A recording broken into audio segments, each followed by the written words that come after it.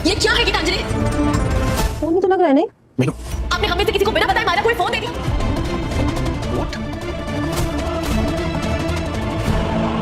ये रिश्ता का नाता के आने वाले एपिसोड होने वाले हैं ज़बरदस्त सनसनीखेज। जी हाँ दोस्तों, आने वाले एपिसोड में आप देखेंगे कि अब जो गीतू ने फ़ोन दिया था मायरा को बात करने के लिए, तो वो फ़ोन पकड़ा जाता है। मायरा को फ़ोन जब करती है बार बार गीतू अरमान के बारे में पूछने के लिए, क्या वाकई वो हेल्प करने गया है डांस में जो अभीरा की, तो लेकिन मायरा तो कॉल नहीं उठाती।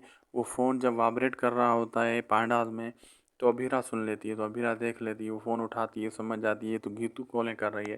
तो फिर अरमान और सारी फैमिली के सामने जाकर वो फ़ोन दिखा देती है, कहती है इसने चोरी छुपे फ़ोन क्यों दिया है हमारे बिना पूछे, और हमें बताया तक नहीं। और अरमान ये जो भी होते हैं सारी फैमिली परेशान हैरान हो जाते हैं, गीतू ने ऐसा क्यों किया। अब आगे देखना मज़ेदार होगा कि क्या क्या होने वाला है।